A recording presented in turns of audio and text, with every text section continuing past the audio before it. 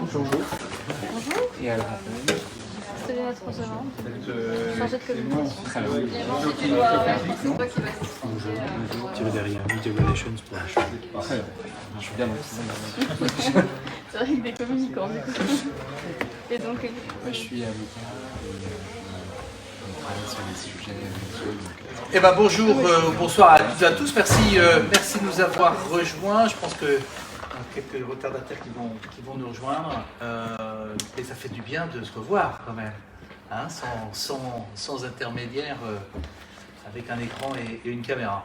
Et en plus, on a la chance d'être suffisamment proche pour que cet événement soit une vraie discussion. Donc, alors, juste peut-être d'abord pour poser le sujet, mais avant ça, me présenter, Olivier Campenon, je suis le vice-président de la Chambre de commerce franco-britannique. Et quand Catherine me laisse le temps, j'ai aussi un travail qui est de diriger un groupe d'édition juridique que vous connaissez peut-être, qui s'appelle Lefebvre Dalloz en France et qui a d'autres pays. Et donc on est évidemment très intéressé et très impliqué dans le monde de l'ESG. Et donc on va parler un peu de l'ESG aujourd'hui et en particulier l'ESG dans le monde relié à l'immobilier. Et c'est vrai que je regardais, je me refaisais le film, on est quand même dans un monde qui adore les abréviations. Et on a eu le MDG, le Millennium Development Goals, qui avait été signé par l'ONU en 2000. On a ensuite eu le SDG, le Sustainable Development Goals, qui a été signé en 2015. Et puis après, on a eu le CSR, Corporate Social Responsibility. Et maintenant, c'est plus à la mode de parler de ESG, pour environnement social et gouvernance. Mais on pourrait en parler longtemps. On a la chance d'avoir ce soir des spécialistes pour pouvoir nous aider justement à poser le décor, à éclaircir un petit peu la situation pour qu'ensuite on puisse voir quelles en sont les conséquences et comment est-ce que ça s'applique dans la vie de tous les jours. Alors donc je suis entouré ce soir d'une part de Sandy Tillman qui est associée chez KPMG, associée Real Estate. Elle a en plus... On a un grand plaisir de l'accueillir ici à la Chambre de commerce franco-britannique parce qu'elle a passé 2 ans à Londres, donc elle a en plus cette bonne connaissance de ce qui se passe de chaque côté du Channel. Et elle est très impliquée dans justement un certain nombre d'études immobilières qui sont en lien avec les normes comptables et aussi les normes de gouvernance ESG. Donc elle pourra nous en parler et nous poser des corps. Nous avons la chance de voir Kevin Brown, qui est directeur général de Gleeds France.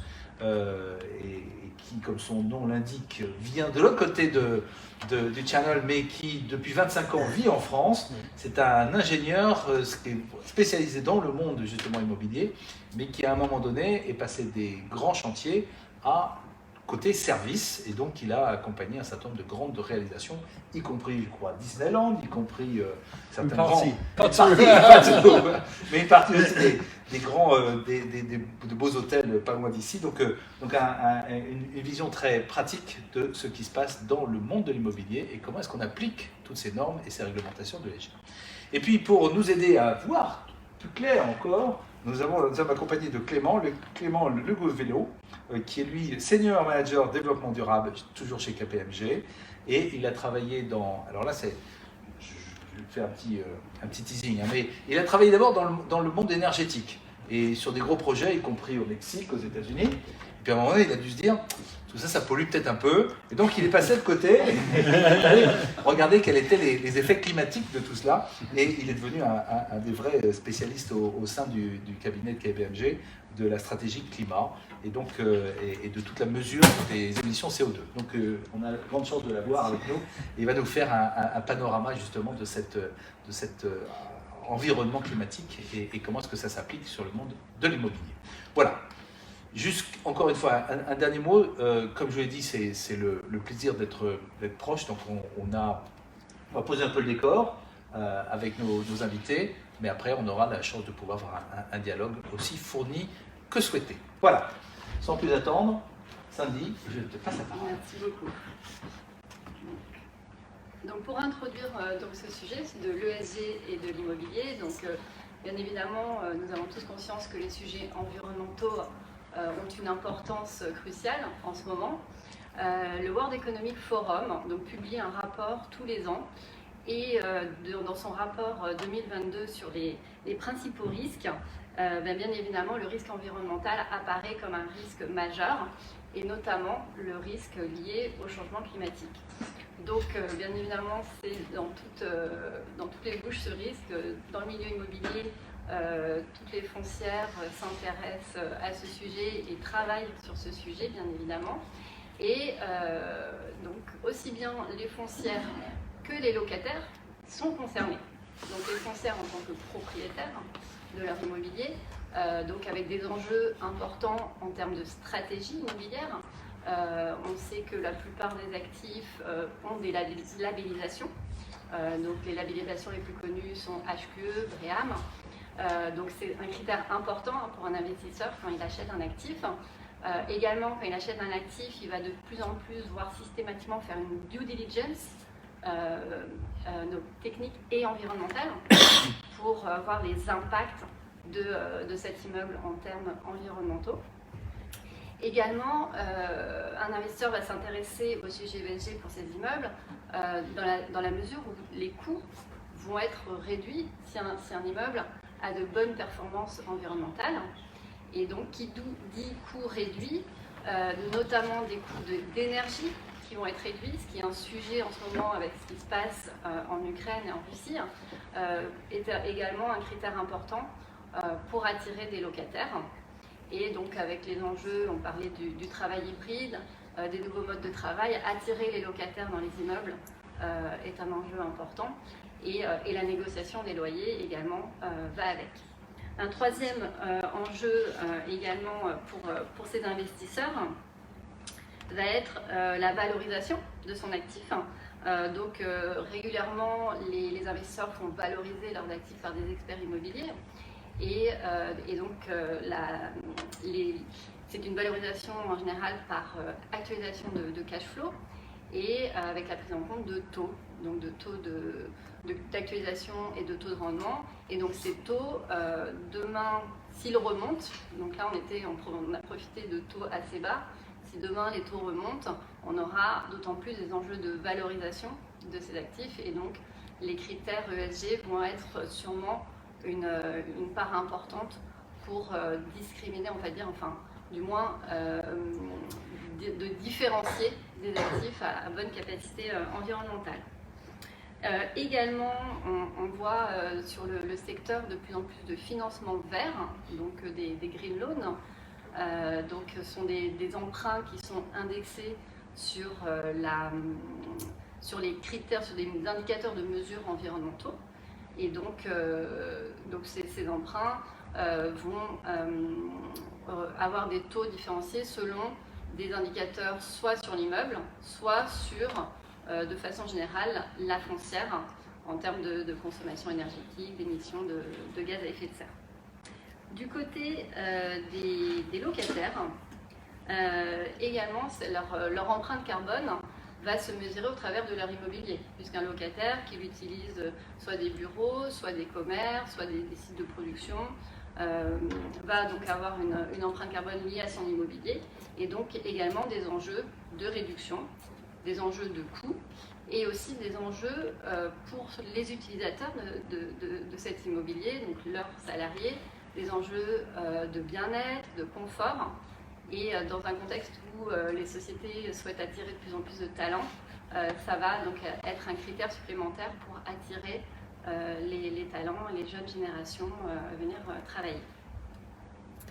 Donc ce sont des critères qui sont, donc, comme je disais, de plus en plus analysés.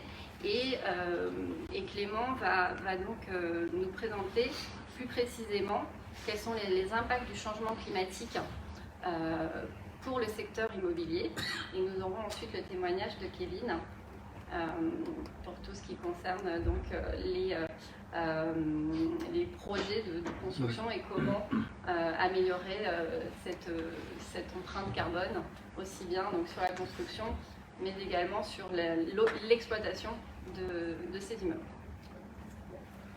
Merci Sandy. Alors, J'espère pas être trop large ou trop général et n'hésitez pas à me corriger si c'est le cas ou à me dire, de ne pas rentrer dans ce niveau de détail, mais en tout cas voilà, l'idée c'était un peu de rappeler en quelques slides les principaux enjeux autour du changement climatique, avec un petit peu toujours un refresh un peu de ce qu'on voit aujourd'hui dans l'actualité. Il suffit d'ouvrir n'importe quel journal aujourd'hui pour avoir les témoins de ce changement climatique, donc c'est triste mais c'est une réalité, donc je ferai un petit rappel là-dessus.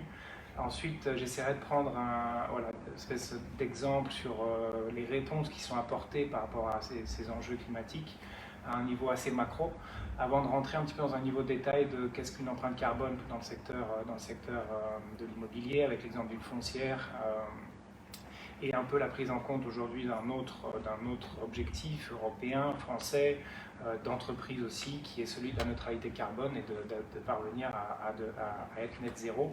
Et enfin, je terminerai un petit peu sur quelques personnes qui sont inspirantes, notamment un certain Hopkins, si vous avez vu le film Demain de Cyril Dion, il apparaît, donc c'est un peu une icône dans le monde du climat en tout cas, et avec beaucoup de réflexions autour de l'immobilier de demain, de la ville de demain. Donc là-dessus, je commence. Donc voilà, peut-être pour principaux, sans m'attarder plus, vous le savez, avant l'ère pré-industrielle, en fait, on ne parlait pas encore de changement climatique. Le changement climatique est un déséquilibre lié aux activités de l'homme qui a occasionné du coup la création de ce qu'on appelle l'anthropocène. Ce déséquilibre des gaz que vous avez qui existait déjà, cette rupture de l'équilibre apparaît à la fin du 19e siècle, et notamment avec des activités comme la déforestation, comme la combustion de pétrole, de gaz, etc., qui font qu'en fait, l'équilibre qu'il y avait entre ces 6 gaz à effet de serre que vous voyez qui composent l'atmosphère, la partie du CO2 et des autres gaz commence à être augmentée de façon telle qu'elle va changer l'équilibre, cet équilibre-là, le perturber et accélérer une partie des effets du changement climatique que vous pouvez voir, et vous allez le voir sur la slide suivante, des impacts que ça peut avoir. Le fait que ces gaz et l'augmentation de ces gaz là sur en bas à droite, vous voyez qu'en fait cette couverture et l'effet de serre finalement est démultiplié et aujourd'hui crée ce réchauffement climatique que l'on voit. L'intensification de ce système-là fait qu'aujourd'hui on est à plus de 400 particules par million et on atteint des records qui sont jamais vus auparavant.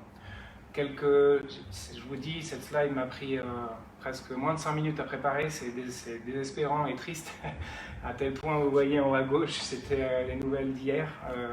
Vous avez 51 degrés en Pakistan, 48 degrés au nord de Mexico, plus 46 degrés en Égypte. Et 32 degrés à Paris. Et on parle à Paris. Et on nous monte de dômes de chaleur dans le sud-ouest, en France, les incendies aussi, au Brésil, aux États-Unis, l'acidification des océans sur les coraux australiens, les inondations, j'en passe et des meilleurs. Tous ces témoins du changement climatique, de ce déséquilibre que j'expliquais juste auparavant, créent et entraînent ces risques d'un point de vue immobilier évidemment, puisque les risques de submersion, les risques de crue pour les bâtiments proches des zones inondables. Vous avez les risques d'incendie qui arrivent aussi, les risques qu'on entend aussi de sols argileux qui se craquellent à cause de la sécheresse, qui maintenant fait que les assureurs ne veulent plus pour une partie assurer ces risques-là. Il y a une étude de l'Institut de la Policy Integrity de New York de 2021, où plus de 500 économistes estiment à 1,7 milliard par an d'impact des effets du changement climatique d'ici à 2025. On parle de 30 000 milliards pour 2075. Aujourd'hui, l'économie mondiale est à peu près à 85 000 milliards, vous voyez, en termes de PIB mondial. Donc on est à 30 000 milliards, vous êtes proche de la moitié du PIB mondial actuel, attention, en termes d'impact liés aux effets du changement climatique. Voilà. On va pas pouvoir dormir ce soir. C'est toujours triste, c'est jamais très heureux ces notifications. Du coup, je m'en excuse. C'est pas le genre de nouvelles que j'aime partager en fin de journée. Mais, alors, qu'est-ce que Qu'est-ce qui se passe? Où est-ce qu'on se situe aujourd'hui? Vous avez peut-être pour beaucoup vu ce graphe-là. Je vais très vite le traverser, mais vous avez plusieurs scénarios qui se définissent de l'IPCC ou le GIEC en français. Vous avez donc le scénario un peu business as usual, si on ne fait rien, malheureusement, c'est le scénario le plus élevé, celui qui est là-haut, en rouge, où on augmentera la température de plus 3 à 4 degrés, 5 degrés même, la température par rapport à l'ère pré-industrielle.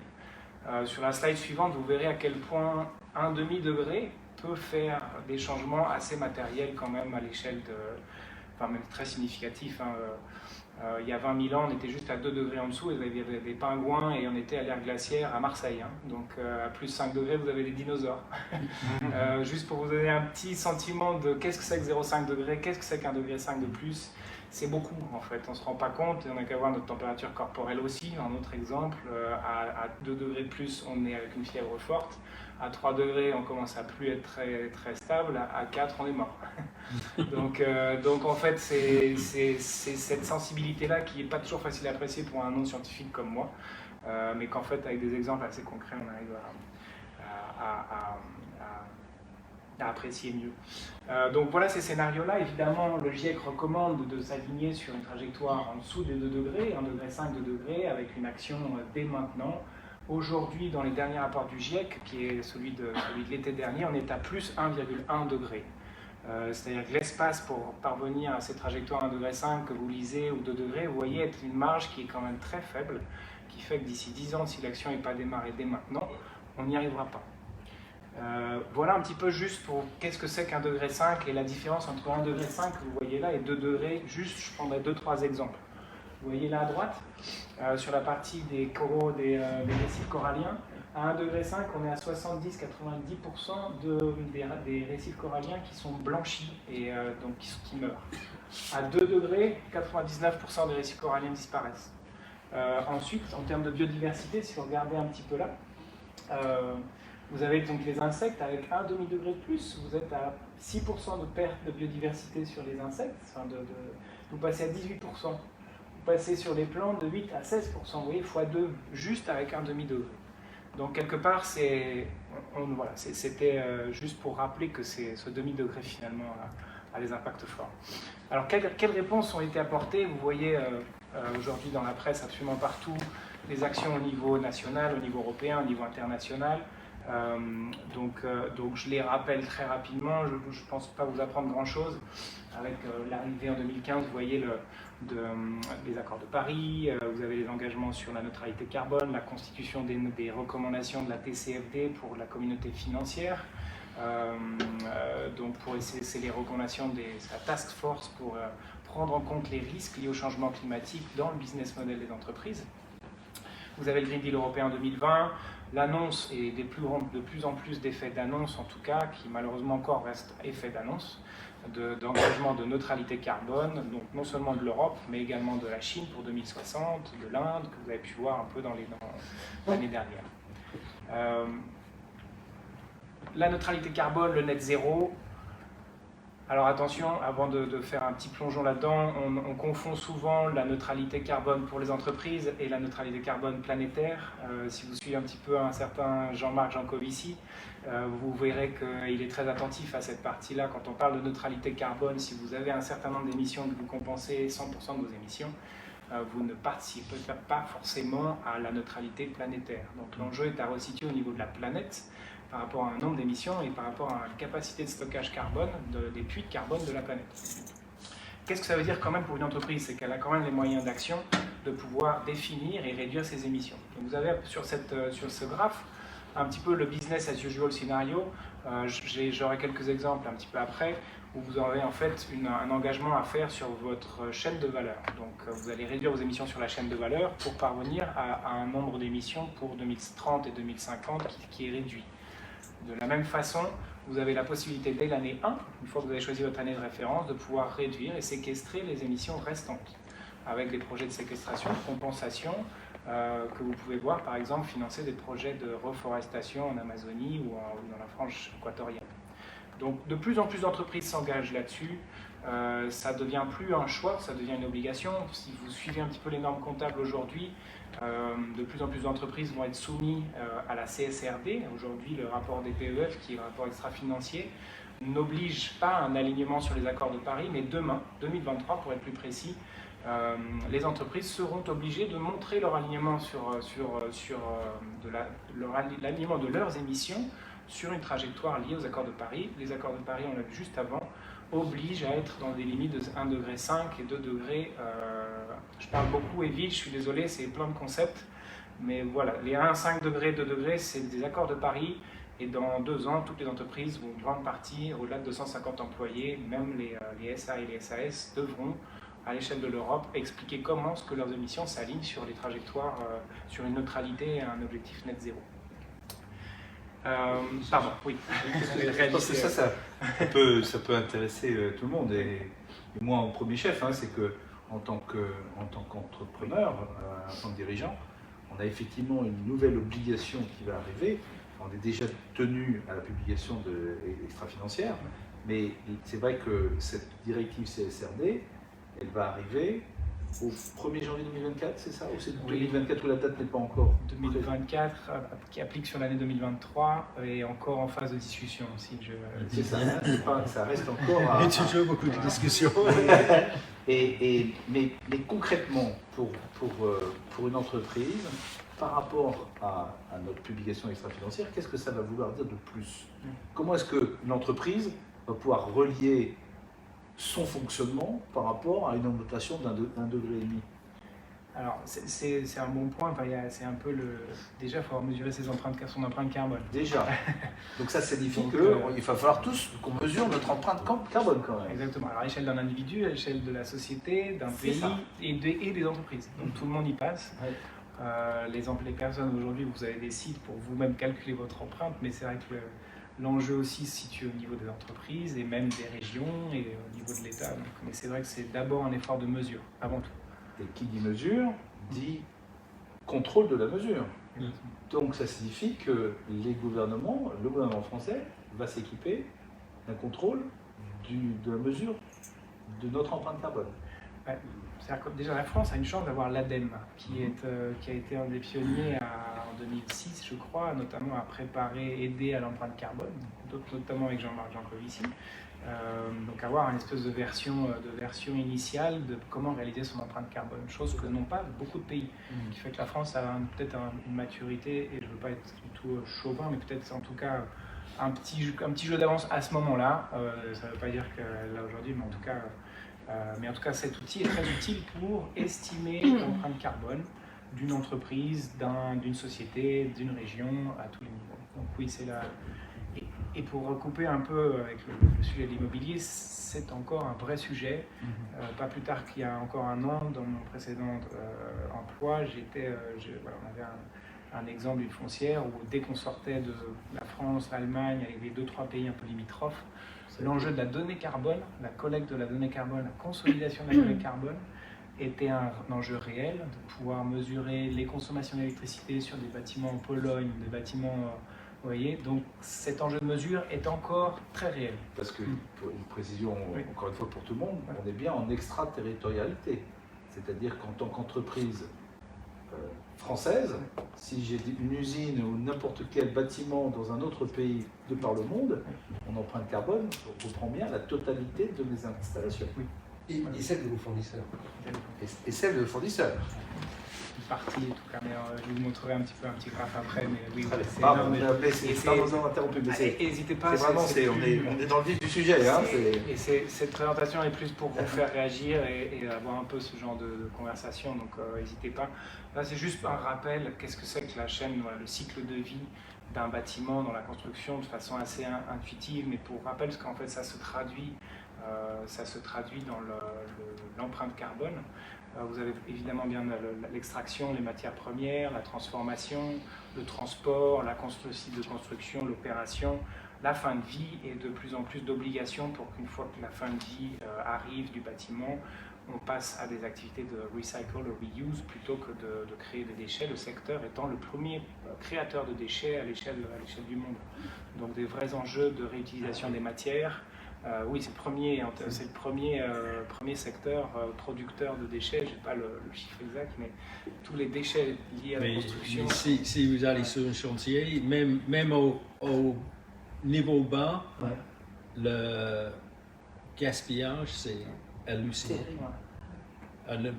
Il y a une semaine et demie, j'étais sur un chantier et mon project manager m'a expliqué, oui, la façade là, en fait, tout était livré, c'était une façade qui faisait au moins 10 mètres de long, 5 mètres de haut, en verre. Tout était livré pour être aligné avec toutes les autres façades, parce que c'est une sorte de centre commercial. Mais le preneur de cette partie, il voulait avoir son façade un peu plus extrait pour qu'il ait un peu plus vu. Donc la façade entière, au poubelle. Donc là, on parle pas seulement de l'argent, mais aussi le gaspillage, parce qu'ils ne cherchent pas forcément de recycler. Donc, mais le recyclage commence à rentrer dans ce secteur. Oui, vous pouvez, même si vous prenez le train, les autoroutes, vous allez voir que souvent, quand vous voyez un bâtiment qui est en train d'être démoli, il y a un triage, même jusqu'au béton.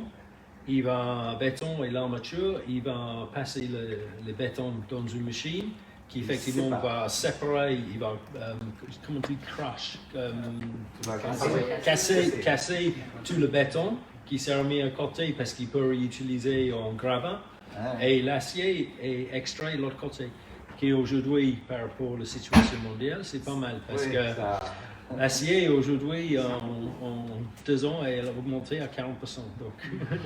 En France également, il y a une initiative qui s'appelle le Booster du réemploi, qui encourage justement l'économie circulaire sur les programmes de travaux, mais également pour les aménagements de bureaux. Parce qu'également, dès qu'il y a un aménagement de bureau, donc un espace de bureau qui se libère, donc il faut refaire les moquettes, tout refaire. Et donc il y a cette initiative qui permet de réemployer les matériaux.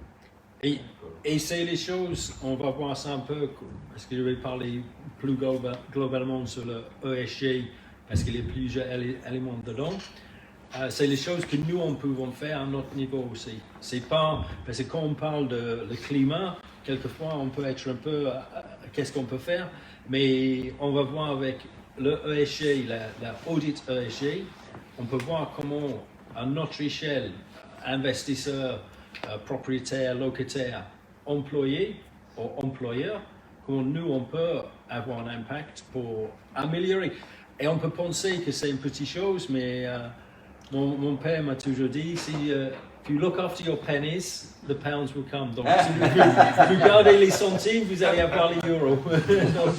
Les petites rivières font les grands fleuves. Oui, exact.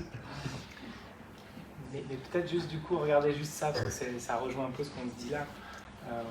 Sur la gauche, votre gauche, vous avez un peu l'histoire depuis 1900 en fait du lien que vous avez entre le PIB, le GDP, et en fait la consommation de matières et de ressources que vous avez pu voir. C'est issu de ce rapport Toward Sustainability Scenario, donc qui était si vous cherchez la chose, je pourrais vous le dire, mais en tout cas voilà, c'est bien intéressant parce que vous voyez que cette corrélation finalement entre le GDP qui augmente beaucoup depuis 1950 et derrière vous avez ces augmentations de la consommation de biomasse, des matériaux de construction, des minéraux de construction, des industrial minerals, donc vous voyez, et au-dessus quelques chiffres, donc les fossil fuels ont été augmentés par 12, l'extraction de matériaux de construction a été augmentée par 34 sur la même période, le GDP par 23. Et en fait, vous voyez une corrélation qui est forte entre la croissance économique, le GDP, comme il est défini aujourd'hui, et l'impact sur les ressources et l'utilisation des ressources. L'enjeu, c'est vraiment, ce que vous avez sur votre droite, c'est d'essayer de faire le decoupling, donc de séparer la croissance économique à la fois de la quantité de ressources utilisées via via de la R&D, de l'éco-conception, via peut-être des systèmes d'habitat plus collectifs, peut-être plus de rénovation que de construction nouvelle, par exemple, et également le decoupling sur la partie environnementale. C'est un enjeu. Aujourd'hui, on en est très loin. Aujourd'hui encore, la consommation d'énergie fossile, c'est plus de 80% de nos émissions et on n'est pas prêt de réduire ces émissions-là. Il y a, même en Inde aujourd'hui, vous avez vu les vagues de chaleur dont je parlais, la réponse de l'Inde sur ça, c'est de remettre des entreprises à base de charbon. Et je ne critique pas l'Inde, on est passé par là, la France aussi, mais les réponses sont juste pas appropriées et on est encore très loin de pouvoir avoir les 80%, de voir ces 80% réduire. J'avance un petit peu, voilà, peut-être faire un petit zoom sur la France et puis et après sur une entreprise.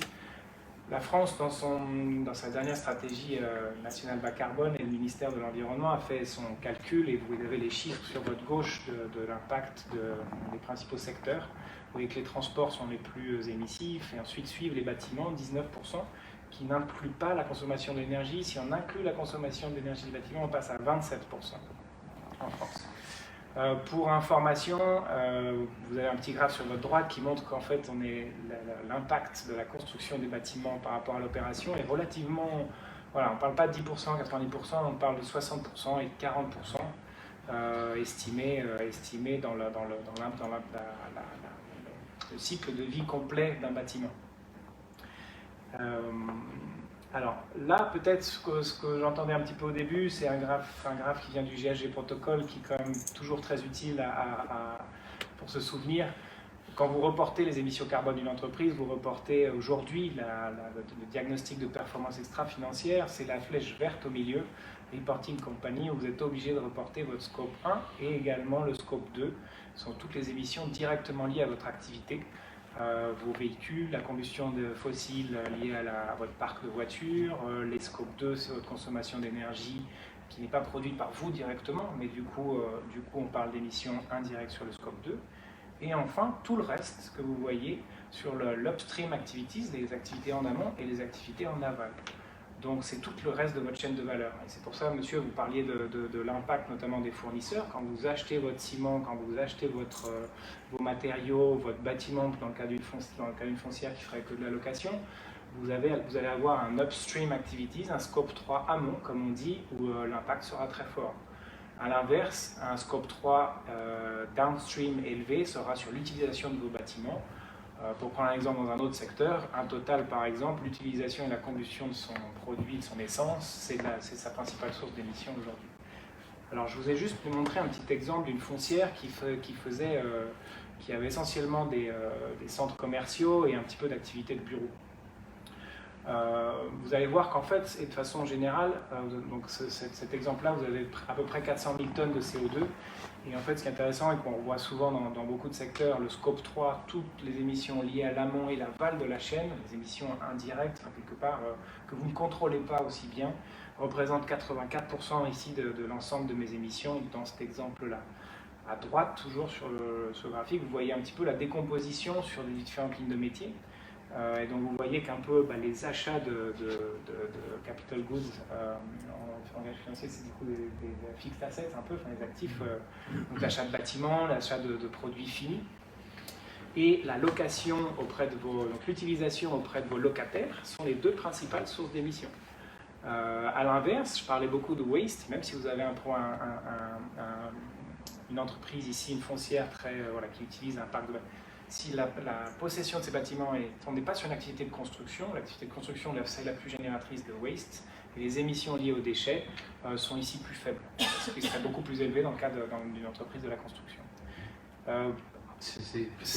Voilà. Allez-y, le dernier point, c'est finalement, on en a beaucoup parlé à l'époque, des réfrigérants. Oui. Mais en fait, c'est un faux problème. Aujourd'hui, en tout cas, c'est vrai, en tout cas en France, les actifs étaient très français, on a encore peu d'activités autour de gaz réfrigérant ou de climatisation. Pas de cas dans d'autres pays parfois.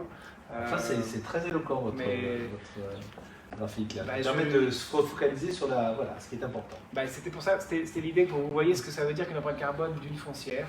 Et regardez un petit peu là où donc vous voyez la partie bureau et la partie shopping center. Évidemment, quand on avait cette foncière-là, on peut imaginer en plein Covid, qu'est-ce qui se passait.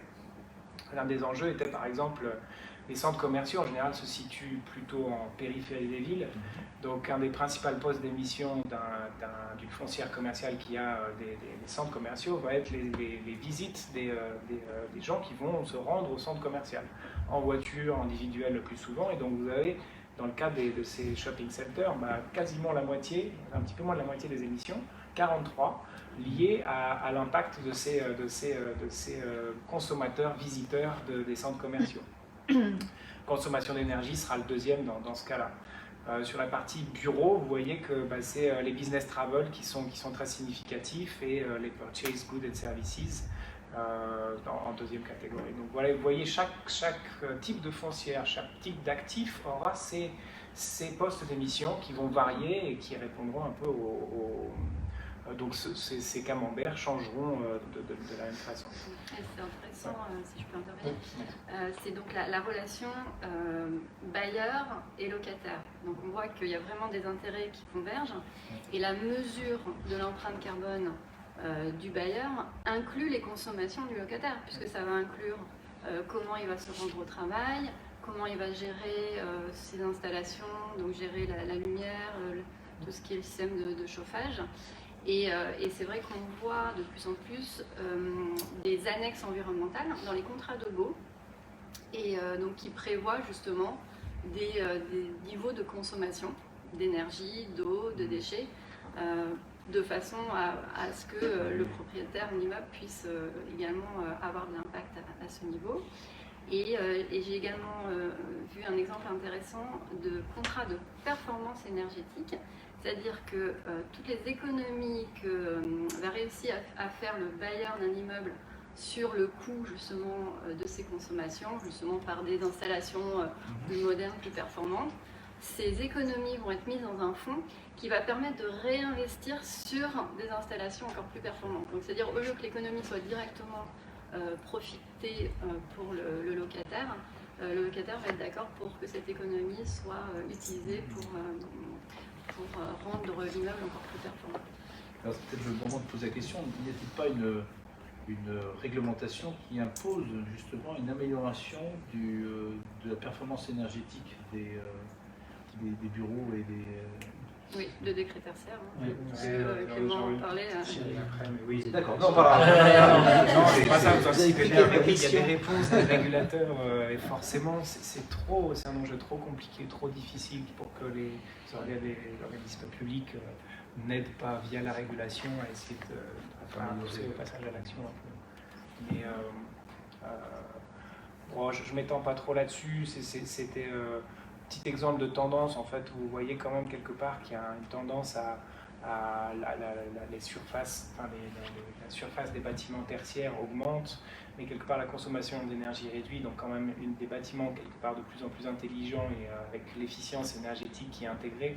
Vous verrez, juste un peu après, ça fait quand même des années depuis les accords de Grenelle en France que vous avez des lois pour essayer de motiver à l'efficacité énergétique, réduire la consommation d'énergie. Donc ça se traduit un petit peu dans ce graphique-là, où vous voyez que les émissions en fait en colonne grise de gaz à effet de serre stagnent, alors que l'augmentation des surfaces chauffées, vous voyez une augmentation des surfaces chauffées. Donc en soi c'est plutôt une bonne nouvelle, mais bon, quelque part, plus vous avez de bâtiments, plus vous avez d'artificialisation des sols, plus le problème en valeur absolue continue d'être un problème.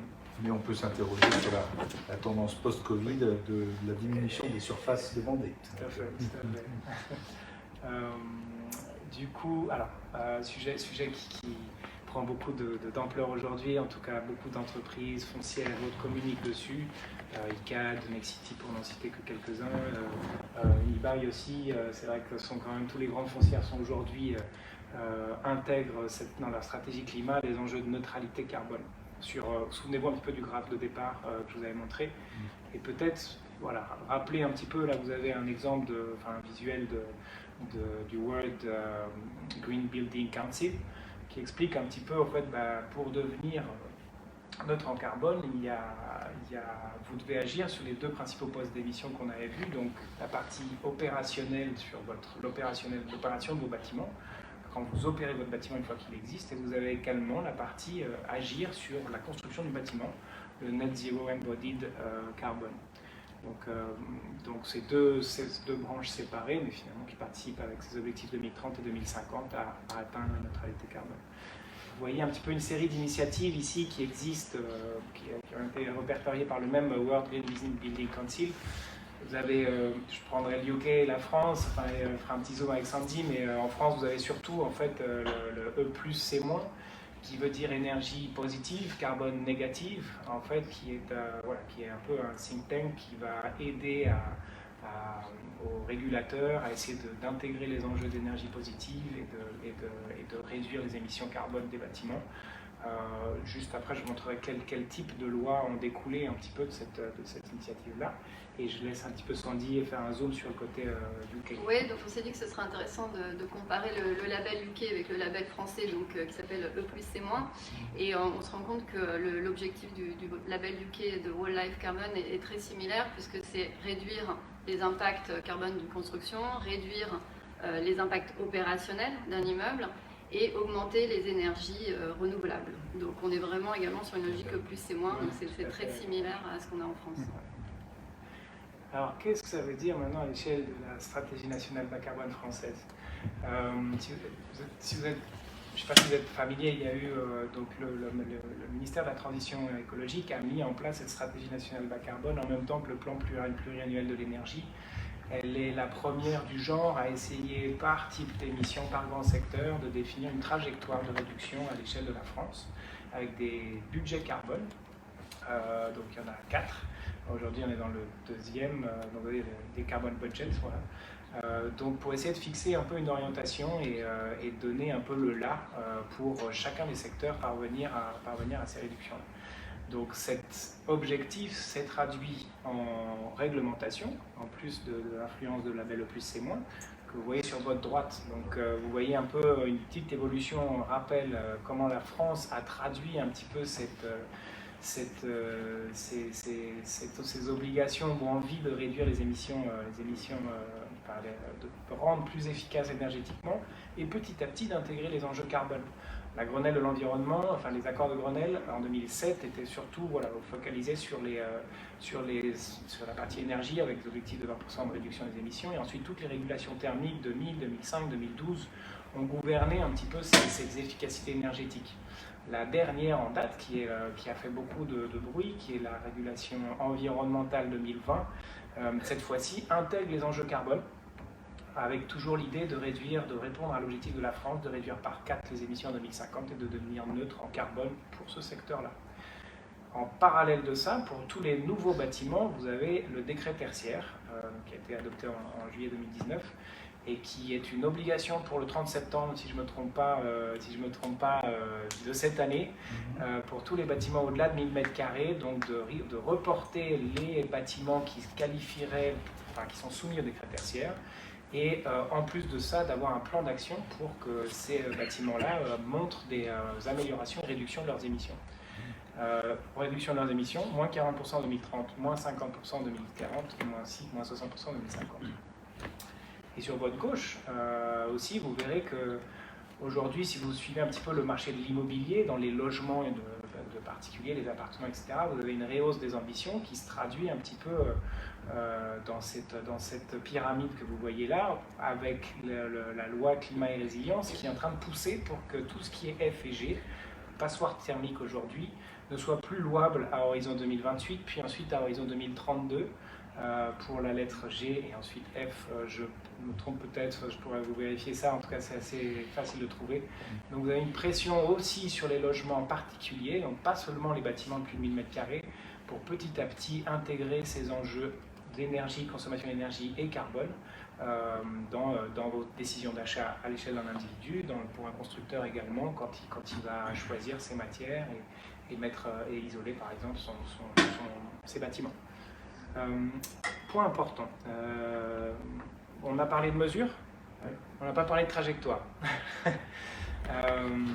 Aujourd'hui, maintenant que vous avez vu un petit peu l'ensemble des 3 scopes, comment est-ce qu'on les sépare, vous avez une initiative qui fait quand même pas mal référence aujourd'hui, qui est l'initiative qu'on appelle la Science Based Target. Science Based Target qui a été plus ou moins créé dans la suite des accords de Paris pour essayer en fait de décliner le budget carbone qui nous reste pour passer de 1,1 degré à 1,5 degré et à en dessous de 2 degrés en objectifs sectoriels. Et donc une fois que ça s'est fait, ce budget carbone est séparé, en fait chaque entreprise va devoir se situer par rapport à ces objectifs-là. Donc vous avez différentes trajectoires possibles. Mais aujourd'hui, pour pouvoir vous définir une ambition à l'échelle d'une foncière, à l'échelle d'un constructeur, il va falloir que vous puissiez, vous, définir des objectifs alignés à 1,5 degré et 2 degrés que décrivent ces Science-Based Targets.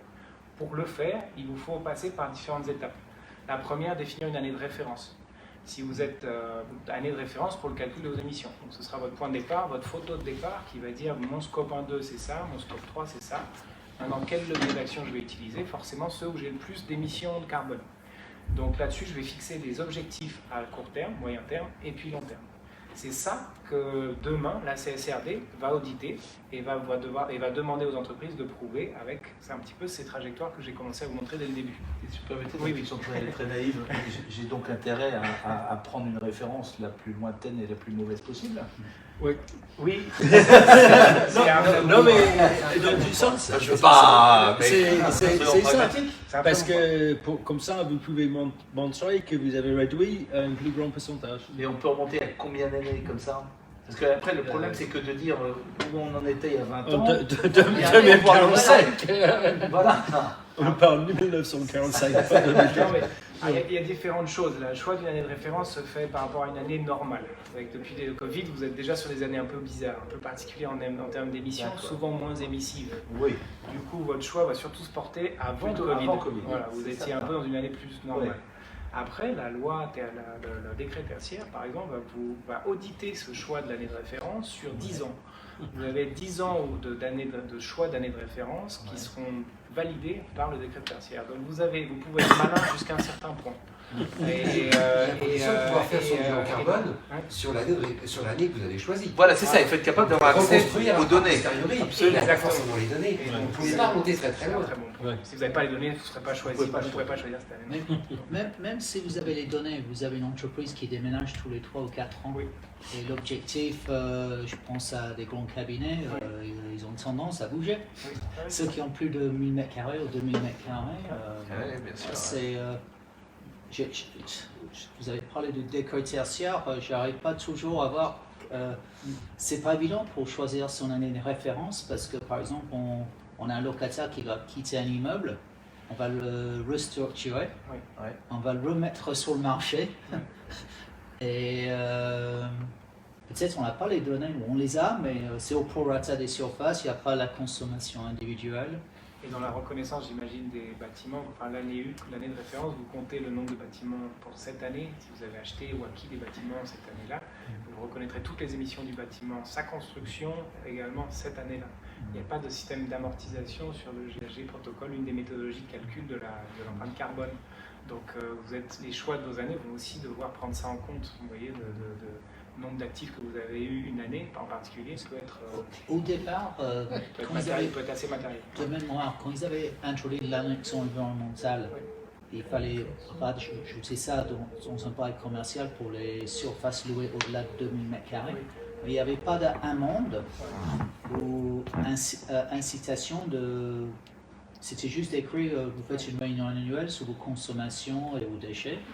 Et je pense que peut-être le décret tertiaire qui vient de sortir avec son deadline, il n'y a pas une notion de punition ou d'amende, mais ce n'est pas un montant élevé. De la même façon que vous avez, je parlais des green loans, le taux est vraiment indexé sur les indicateurs environnementaux. Demain, on aura peut-être un bail où le loyer sera indexé sur des objectifs environnementaux. Pour l'instant, je n'en ai pas vu. Mais peut-être que... Et les plus en plus, ça marche dans les deux sens, parce que nous, on travaille souvent pour les investisseurs qui sont en train de regarder les bâtiments, qui demandent qu'est-ce que ce bâtiment peut reporter. Et donc, si le bâtiment est dans un sens, je vais parler de l'audit ESG, si c'est bas, Ça veut dire que soit il doit investir plus pour augmenter, pour avoir une propriété qui a une valeur plus, qui peut avoir un loyer plus élevé, soit il allait acheter quelque chose qui est déjà plus élevé parce qu'il peut avoir les retours plus vite. Donc c'est ça qui est aussi le jeu. Mais je pense qu'il est dans un sens, et c'est là sur le ESG qui est un peu plus large que juste le climat. Il y a, au lieu d'avoir un monde, c'est quels sont les bénéfices. Quel est le bénéfice pour moi comme si j'avais les millions comme investisseur? Quel est le bénéfice pour moi comme employeur? Parce que je vais avoir une situation où mes employés sont plus contents, ils sont plus dans une bonne situation. Donc eux, ils vont travailler mieux. Donc ça, c'est une bonne chose. Ils seront plus contents. Quel est le bénéfice pour l'employé? Donc c'est ce système plutôt de voir, au lieu de voir les choses que je vais faire comme il me tape sur le bras parce que j'ai pas fait. Comme j'étais à l'école, c'est dans le sens de si je le fais, il y a un bénéfice pour l'entreprise, pour l'employeur, pour l'employé, donc c'est à voir dans ce sens-là. C'est très intéressant parce que ça veut dire qu'on est dans un système qui doit être vertueux, qui encourage dans le bon sens et non pas par la punition. Donc ça peut être très bien. Clément, on va finir assez vite. Oui, juste ce que ça donne, que trajectoire un petit peu. Vous avez votre année de référence, vous avez votre business usual et un peu 2030 ce que ça peut donner. Donc c'est vraiment ça dont il s'agit quand on parle d'alignement sur une trajectoire, sur une neutralité carbone. Là-dessus, peut-être, voilà.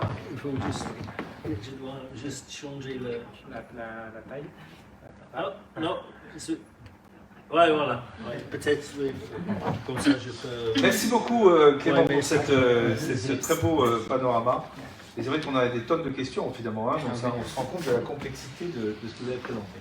Mais je pense que c'est intéressant d'écouter Kevin pour aller dans le vif du sujet de l'ESG. Comment ça impacte un peu le bâtiment, mais aussi nous en entreprise, parce que le ESG, c'est pas juste le climat, c'est pas juste ce parti-là, c'est un enjeu qui est lié avec autre facteur. Donc la première question, c'est dans un sens, est-ce que vous êtes déjà au courant qu'est-ce que ça est inclus dans l'ESG? Parce que si oui, vous pouvez venir ici et faire la présentation. Je ne dis pas que je suis... Au début, l'idée dit c'est les experts. Je ne suis pas expert. J'ai été très honnête. Je ne suis pas expert. On est nous-mêmes, Gleeds, on est un peu lancés dedans parce qu'on a les demandes des investisseurs qui viennent vers nous pour faire les audits un peu comme nous on fait côté bâtiment, plus que autre chose, mais comme KPMG fait les audits sur l'autre partie, ils ont poussé de regarder ce côté-là parce qu'ils voient le bénéfice pour eux. Mais l'ESG, c'est un peu plus large et ça a un impact sur le bâtiment parce que c'est pas seulement la construction, les matériaux, etc., mais c'est aussi comment le bâtiment est géré, comment le bâtiment vit et les gens vivent dedans. Donc je commence premièrement, qu'est-ce qu'il y a dedans le ESG. Donc évidemment il y a la partie énergie et l'impact sur l'atmosphère. Donc ça, on a déjà parlé un peu. Ce côté-là, on va voir comment il y a les initiatives d'améliorer l'utilisation d'énergie, donc améliorer l'empreinte carbone. Donc ça c'est une première partie. Après, il y a l'utilisation de l'eau. Comment on va faire plus efficiency. C'est efficace. Merci. Oui, parce que en fait, pendant les années, les gens ils laissaient le robinet qui fait plop, plop, plop, plop, plop. Et à un certain moment, tout le monde dit, mais attendez, ça c'est l'argent qui coule. Mais en plus, aujourd'hui, c'est pas seulement l'argent, mais c'est l'eau qui devient de plus en plus difficile. Moi, j'habite en Normandie. Je vais dire que cette année, on a déjà eu 4 semaines sans l'eau. jusqu'au début de cette semaine. Non. Sans pluie. Aucune pluie. Ah ouais. Donc moi j'ai un peu Même de en terrain. Normandie. Ah oui, même en Normandie. Donc On est en Bretagne alors. Oui, c'est rare. Donc l'utilisation de l'eau, c'est encore c'est un impact, c'est pas seulement l'argent, c'est aussi un impact sur l'environnement et tout ce qui est autour. Après, au niveau le bâtiment même, l'environnement, c'est le matériau et les ressources qui est utilisé pour construire, pour rénover et même pour continuer le fonctionnement de le bâtiment. Évidemment, la pollution qui est liée avec l'énergie, comment l'énergie est produite, c'est pas seulement j'ai un bâtiment qui fuit l'énergie par le chauffage partout parce que les fenêtres sont pourries, mais c'est aussi comment l'énergie est produite. Est-ce que c'est produit par le charbon? Est-ce que ça fait 10 000 km pour arriver, pour chauffer, etc. Donc il y a toute cette partie-là. La biodiversité, bon, c'est quelque chose qu'on parle beaucoup sur comment on peut faire les choses différemment pour protéger la planète, pour protéger les animaux, les insectes, etc. Ça, c'est aussi partie du bâtiment. Qu'est-ce que le bâtiment produit? Après, il y a les choses qui sont dangereuses dans le bâtiment. C'est plutôt les bâtiments anciens. Et ça, c'est quelque chose on voit, on a parlé beaucoup, on regarde Montparnasse, l'amiante. Ouais. Aujourd'hui, il y a aussi le plomb. Quelqu'un qui travaille dans le bâtiment, qui a travaillé sur les années sur les chantiers, où on a gentiment enlevé le peinture à plomb qui volait partout. Aujourd'hui, on ne fait plus. Hein? Donc, parce que c'est un impact pas seulement sur l'individu, mais aussi sur l'environnement autour du bâtiment. Et après, c'est l'adaptation du bâtiment. Si on peut juste descendre. Le deuxième dans le ESG, c'est social. Donc ça, c'est plutôt l'entreprise avec les employés. Qu'est-ce qu'on a? Comment on utilise ça? C'est pas bon mot. Comment les employés sont intégrés dans l'entreprise et la structure de l'entreprise. Donc, première chose, et nous on a vu ça avec les investisseurs, qui demandent quelle est la situation de transport en commun. Quand on parle des bâtiments, parce qu'on parle seulement des gens qui vont investir à Paris, ils vont investir dans les parcs logistiques dans l'Est, l'Ouest de France. Qu'est-ce qu'il y a au niveau transport en commun? Les gens commencent à avoir ce sentiment qu'on ne va pas juste acheter un bâtiment où 2000 personnes vont prendre la voiture pour aller au travail, pour entrer, pour aller. Est-ce qu'il y a possibilité qu'ils peuvent prendre les bus, les trains, les métros? Est-ce qu'il y a possibilité qu'ils puissent prendre le vélo? Donc il y a toute cette partie-là. Et est-ce qu'il y a les chargeurs électriques pour les vélos, pour les voitures? Donc tout ça, ça commence à être mis en jeu aussi. Mais ce n'est pas seulement un bénéfice pour l'investisseur, qui veut évidemment globalement retirer un peu d'argent, mais aussi c'est un bénéfice pour les employés et pour l'employeur. Parce que si les gens ils peuvent venir, ils ne sont pas stressés par la voiture, etc. Ils peuvent venir en vélo, donc ils sont en bonne santé, etc. Tout ça, c'est un enjeu qui est dans un sens environnemental, mais c'est aussi bien pour les gens, bien pour l'entreprise, et globalement, ça a amélioré la situation. Le but social, c'est qu'on n'a pas les esclaves qui travaillent dans nos entreprises, mais on a les gens qui veulent venir travailler, qui prennent plaisir dans le travail. Ça, c'est une chose, parce que ça peut être n'importe quelle personne dans un sens. De la personne qui fait le nettoyage jusqu'à la personne qui joue avec la bourse ou quelque chose. On a les besoins peut-être un peu différents au niveau du travail. Mais si les éléments dans notre endroit où on travaille, le bâtiment, qui fait plaisir, qui fait qu'on a une vie sociale. Ça a amélioré la vie de tout le monde et ça a amélioré encore, ça un cercle. Parce que si les gens sont contents, ils vont travailler mieux, ils vont travailler peut-être plus efficace, qui va aussi faire que vous pouvez... Moi, aujourd'hui, je gère une petite entreprise. Si j'arrive et juste dis, bon, il ne faut pas oublier d'arrêter de fermer les lumières, il faut fermer les fenêtres, mais derrière, les gens ne voient pas qu'il y a un bénéfice, il y a quelque chose qui est mieux pour eux. Oui, c'est mieux pour l'environnement, mais qu'est-ce que je gagne aussi? Et donc, c'est pour mettre les deux ensemble.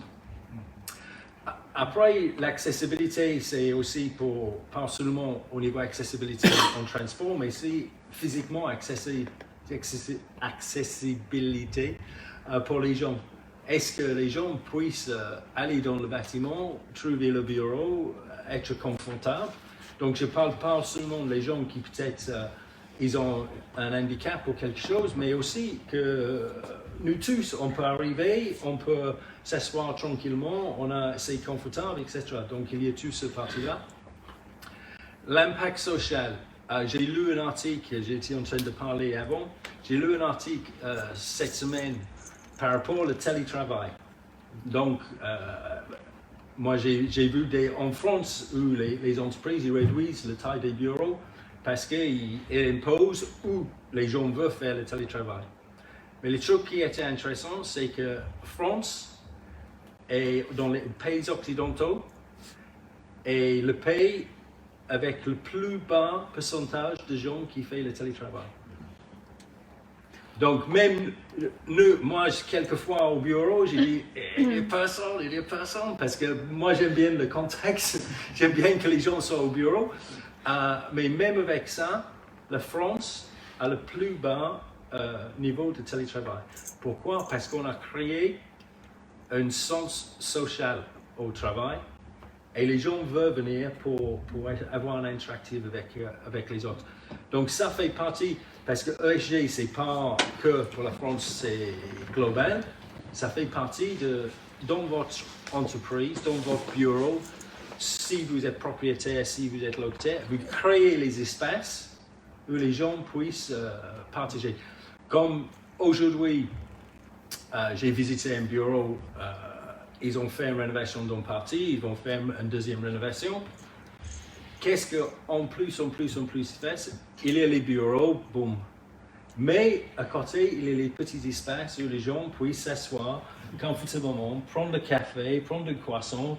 Donc après, il allait travailler. À midi, il allait manger dans le cantine, mais quand il revient, et ils ont même les jeux, le baby-foot. J'ai même vu une entreprise avec les ping-pong, et il y avait tout, pour que les gens puissent, ils peuvent travailler, et quelquefois un travail assez dur, mais à côté, il peut se lâcher un peu, même si c'est pour 15 minutes, et après il retourne au travail. Donc il y a ce parti-là. Covid, bon, on a tous vécu ou été soumis sur les problèmes de Covid, les restrictions. Aujourd'hui, est-ce qu'il faut avoir les changements dans les bureaux, changements dans les bâtiments pour que les gens au moins sont à l'aise avec peut-être la personne à côté commence à tousser, etc. Il y a les gens qui sont très, très sensibles. Donc il y a cet élément-là. Et controversial tenants. Controversial tenants, c'est plutôt, vous êtes locataire et vous avez un locataire à côté qui est toujours en train de taper sur les murs et jouer les batteries et vous êtes en train d'essayer de créer un essai. Donc, c'est comment on gère cette partie-là. Governance, c'est le troisième lettre, c'est la gestion du bâtiment. Donc, c'est plus lié propriétaire, mais aussi locataire. Donc, si vous êtes le gestionnaire d'une entreprise et vous êtes dans un bâtiment où vous êtes locataire, votre gestion de ce bâtiment, le déchet, qu'est-ce que vous faites pour les déchets? Est-ce que tout le monde les jette ça dans une seule poubelle ou il y a un triage, etc. Tout ça, ça fait partie de la partie governance. après, chaque entreprise est censée d'avoir, chaque entreprise propriétaire d'avoir une politique sur le ESG. Il y a aussi la partie diversité, inclusion, le parti pas racial, mais d'avoir effectivement une politique, diversité dans tous les sens que votre entreprise a ça. Et le Green Lease Agreement, vous avez déjà parlé, c'est que, et nous on a vu ça aussi, que les investisseurs commencent à regarder ça pour voir s'il y a possibilité d'avoir un Green Lease Agreement. Ça veut dire que moi j'ai construit un bâtiment, ou j'ai acheté un bâtiment, j'ai fait les travaux pour qu'aujourd'hui j'ai mis le panneau solaire, j'ai augmenté l'installation sur l'extérieur, j'ai changé les fenêtres, donc c'est beaucoup plus économique. Vous, Mr. Locataire, vous allez gagner parce que votre facture d'électricité va baisser. Donc, il y a une donnant-donnant. Tout le monde sont gagnants. Donc, pourquoi faire un audit ESG, soit si vous êtes investisseur, soit si vous êtes propriétaire, locataire, employeur? Première chose, c'est pour voir évidemment comment vous pouvez améliorer le positionnement de le bâtiment, premièrement, où vous êtes propriétaire, pour augmenter la valeur et réduire les coûts et réduire les impacts. Et c'est là où je parlais de, au lieu d'avoir un amende ou un bâton pour taper les gens, c'est pour montrer aux gens, oui, vous devez dépenser X millions pour faire ces travaux. Et au niveau bâtiment, aujourd'hui, il y a beaucoup, chaque année presque, il y a les nouvelles choses. Au niveau panneaux solaires, on avait tous vu les gros panneaux en verre, et on a tous parlé, qu'est-ce qui se passe avec ça en 25 ans quand il est périmé, qu'est-ce qu'on va faire? Aujourd'hui, il y a un produit qui va arriver sur le marché, les panneaux solaires qui sont aussi épais que ça et sont en rouleau. Donc, nous, on ne pouvait pas acheter comme ça, mais effectivement, c'est comme vous allez dans un magasin de moquettes, vous prenez le rouleau et vous... Il y a évidemment toute la partie technique, la connexion, mais c'est un produit qui va arriver, c'est déjà sur le marché. Je n'ai pas vu en France, pas encore, mais ça va arriver en France parce que j'ai parlé avec une entreprise qui me demandait qu'est-ce que c'est la réglementation, qu'est-ce qui se passe avec ça, si on l'installe, qu'est-ce qu'il faut. Même au niveau SPS, c'est... je ne me souviens plus le mot en anglais. Vous parlez de toutes les abréviations. L'inspection pas l'inspection de travail, l'inspection de sécurité et santé sur les chantiers. Donc, il y a les produits qui viennent sur le marché tout le temps et fait à mesure, ça va devenir plus accessible. Donc, ça commence pour les gros bâtiments, les gros rénovations, mais fait à mesure, ça arrive plus bas. Et Kevin, pour bien comprendre dans tout ce que tu as listé, qui sont les éléments effectivement derrière le ESG, mais ce sont des éléments qui sont assez qualitatifs. Comment est-ce qu'on les quantifie? Comment est-ce qu'on les mesure? Alors, il y a des choses qu'on peut mesurer, tu as parlé du well-being, etc. Mais il y a des choses qui sont très, encore une fois, qualitatives.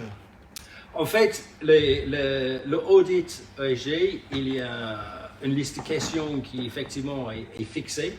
Donc ça va regarder les choses comme les utilisations de l'électricité, les factures, l'eau, et tout ce parti-là, les déchets, comment ça s'est appelé. Mais aussi, il pose des questions sur, par exemple, les espaces communs. Qu'est-ce qu'il y a? C'est quoi? Donc, ils vont demander combien de baby-foot et de... Non, mais c'est, par exemple, dans un bâtiment de 3000 mètres carrés, combien de mètres carrés il y a pour les espaces communs? Quel est les... je ne demande pas le nombre de baby-foot, mais quels sont les équipements qui sont mis à disposition?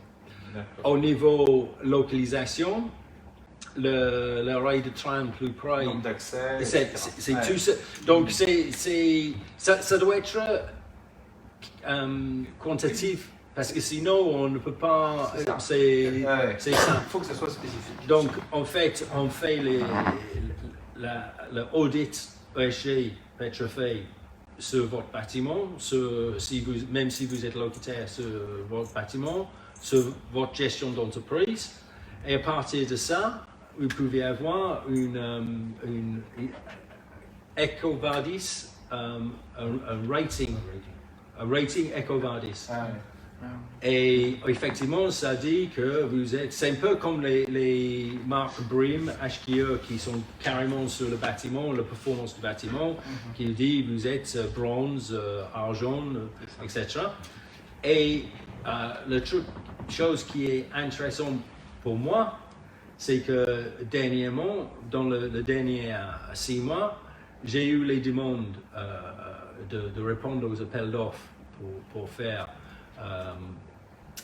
l'économiste de construction, les project managers, et ils demandent c'est quoi votre rating EcoVadis? C'est entreprise française. J'ai eu au moins 2 fois l'entreprise française qui demande c'est quoi votre rating EcoVadis. Donc on voit que maintenant ça commence à être quelque chose qui est intéressant à faire et d'entrer dedans. Ouais. C'est passionnant. Alors, je vois l'heure qui passe rapidement et je voudrais quand même vous donner la parole et on a abordé pas mal d'angles sur ce sujet de l'ESG et de l'immobilier. Je ne sais pas s'il y a des points particuliers, des questions que vous avez. Moi, j'aurais 2 questions. Bien sûr. Une concernant le CSRP. Déjà, les entreprises, en fait, est-ce que ce seraient des entreprises qui seraient mandatées, en fait, pour faire cet audit? Par exemple, vous avez cité EcoVadis. C'est des entreprises qui sont mandatées, qui ont des missions, en fait, qui sont délivrées par l'État, ou c'est vraiment des initiatives privées? Au niveau audit ESG, c'est vraiment l'initiative, soit l'investisseur, soit l'entreprise qui dit je veux avoir, par exemple, on a eu dernièrement l'investisseur qui est en train de regarder un bâtiment pour l'acheter. Il veut savoir où sa position et dans un sens, qu'est-ce qu'il doit faire pour augmenter la position. Donc, est-ce que je dois commencer à regarder si je peux installer les énergies renouvelables? Est-ce qu'il faut que je refais les fenêtres, mais pas seulement parce qu'ils sont 20 ans, il y a 20 ans, mais pour vraiment augmenter. Mais c'est vraiment l'initiative de l'investisseur. Et c'est dans un sens la même chose par rapport à EcoVadis. C'est l'initiative des entreprises de le faire pour déjà, ça donne quand vous êtes devant vos clients une marque. Disons, moi j'ai quelqu'un qui est intéressé, je fais et je vais améliorer au fur et à mesure. J'ai pas juste quelqu'un qui dit bon je continue comme j'ai fait depuis les années. Je suis intéressé d'être un peu différent et d'avancer. Et je pense encore par rapport, je crois c'était Olivier, vous parlez des jeunes et d'attirer les jeunes. Bon, les jeunes c'est moins de 35 ans donc pour moi. Mais eux, dans un sens, peut-être c'est pas vraiment vrai, c'est pas bien, mais on voit qu'en général, ils sont plus intéressés et ils veulent voir que les entreprises font un peu d'effort. Ils sont sensibles. Mais pour être précis, EcoVadis est une entreprise privée. Oui. Elle n'a pas de rôle officiel. D'accord. C'est une entreprise qui s'est introduite sur ce créneau-là en se disant il y a un marché, effectivement, de pouvoir faire une référence. Il y en a plein d'autres sur le marché. Et elle s'est instituée comme une norme, en fait, aujourd'hui. Oui. Ce n'est pas une norme officielle, ce n'est pas une réglementation officielle, ce n'est pas une norme. Non, mais il propose une référence. Voilà. Et sinon, j'avais une deuxième question qui concerne en fait on va dire la concordance entre les intérêts d'une entreprise et les objectifs écologiques. Et notamment, si par exemple on prend un cas très concret d'une entreprise qui aimerait rénover ses locaux, il va y avoir un coût donné, il va y avoir de l'énergie dépensée, il va y avoir on va dire de la pollution qui va être produite à un instant T. et qui va avoir des bénéfices que sur un moyen long terme qui, à l'échelle d'une vie d'une entreprise, en fait, est difficilement quantifiable. Et donc, comment on fait en fait quand une entreprise va faire des travaux de rénovation pour dire ces travaux de rénovation à cet instant, en fait, ben, malheureusement, ils polluent, mais sur le moyen long terme, en fait, c'est bénéfique. C'est un peu une courbe, une fonction affine qui croiserait une fonction linéaire, quoi. Donc, peut-être parce que moi j'ai. Je sais pas, c'est pas une question facile, mais aujourd'hui, par exemple, il y a tout un sujet à l'échelle des logements en France, les 37 millions de logements qu'il y a. Pourquoi est-ce qu'on passe pas à l'échelle et que tout le monde n'a pas des pompes à chaleur et que tout le monde n'a pas des vitres en double vitrage? Il y a une raison économique derrière. Les aides du gouvernement aujourd'hui sont encore peut-être insuffisantes, en tout cas pour le passage à l'action. Il y a le prêt à taux zéro, il y a une certaine série d'initiatives qui existent. Mais pour faire un réel démarrage et une rénovation complète d'un logement, d'un bâtiment, en fait, le coût économique, il est encore un peu trop important. C'est sans doute un des chantiers forts là, du gouvernement à venir, avec la nouvelle Première ministre, de résoudre cette équation-là. Mais il ne faut pas oublier une chose, c'est que rénover, c'est toujours plus intéressant que de artificialiser un sol et de partir de zéro en termes d'utilisation des ressources, écologiquement parlant en tout cas. Donc il y a un gros intérêt quand même à renouveler isoler ces 37 millions de bâtiments, de logements qui existent et surtout les 5 millions de passoires thermiques qui existent en France. Donc l'enjeu il est beaucoup là, quoi. Et honnêtement, le coût de rénovation aujourd'hui, ça sera plus élevé en général, que pas seulement à cause de l'économie, etc. Mais si on prend l'équivalent, c'est plus élevé aujourd'hui parce qu'on est obligé de prendre en compte les parties écologiques. On ne peut pas juste faire comme on a fait il y a 5-10 ans, on est obligé de faire autrement, donc ça coûte plus cher. Mais dans l'autre sens, à la fin, et c'est vrai que c'est en long terme, et c'est là où les investisseurs regardent, ça dépend de l'investisseur, parce que certains, ils veulent quelque chose très... Oui, non, c'est ça, c'est là où je voulais apporter, si vous voulez bien, juste un complément. En fait, c'est une décision d'investissement. Et quels sont les facteurs et quels sont les critères qu'on va prendre, comme dans toute décision d'investissement. Simplement, aujourd'hui, on a de plus en plus de moyens pour faire intervenir des critères de plus en plus quantitatifs sur la question de l'empreinte environnementale de l'investissement qu'on va vouloir faire. Et après, c'est le choix de la décision. Ouais. C'est je prends quoi comme critère de retour sur mon investissement. Pendant très longtemps, on a choisi que des critères purement financiers. Maintenant, de plus en plus, le décideur, le board ou l'investisseur va dire je prends tous mes critères d'investissement possibles, qui sont aussi des critères environnementaux, dans le cadre de ma feuille de route de décroissance, enfin vers le net zéro, des critères sociaux et des critères d'impact compte tenu de mon voisinage et de mes autres stakeholders. Donc, et il y a des outils pour ça. Analyse de cycle de vie, environnemental, social, c'est complexe ces outils-là, mais on paye des consultants qui font ça vachement bien aussi. On voit de plus en plus des rapports intégrés pour les sociétés donc, qui publient leurs comptes. En fait, ce sont des rapports où l'information financière et l'information extra-financière ne font qu'un. Donc on est de plus en plus dans une frontière qui est très fine, et c'est aussi l'objectif de la CSRD, donc la nouvelle directive, c'est de faire converger la stratégie de la société, qui est une stratégie qui est vraiment de faire du profit, enfin, stratégie financière, avec la stratégie environnementale. Donc on a vraiment une convergence de ces intérêts, et comme vous disiez, avec des indicateurs, des critères de mesure pour y arriver. Mais je donne mon exemple très, très humblement. Je viens de terminer mon rapport annuel, et mon rapport annuel, il commence par la déclaration extra-financière, et il suivi ensuite de l'ensemble des chiffres. Mais ce qui est passionnant dans ce que l'on vit actuellement, c'est que dans toute cette transformation qu'on est amené à faire, au niveau des conseils d'administration, au niveau des directions d'entreprise, nous n'opposons plus ce qu'on opposait hier entre les rendements financiers et les investissements qui étaient dits écologiques, qu'on appelle maintenant RSE, de responsabilité sociale et environnementale. Et c'est ça la transformation que l'on vit. C'est que là où on avait une opposition, on rentre aujourd'hui dans un monde qui a compris que l'un alimente l'autre. C'est-à-dire qu'on a suffisamment de démonstrations que les entreprises qui sont les plus sociales, les plus portées vers l'environnement et la responsabilité sociétale, sont celles qui ont les meilleures performances financières. Et ça, c'est une vraie transformation. C'est nouveau pour beaucoup d'entreprises, c'est nouveau pour beaucoup de dirigeants, et donc c'est cette transformation qui est en jeu.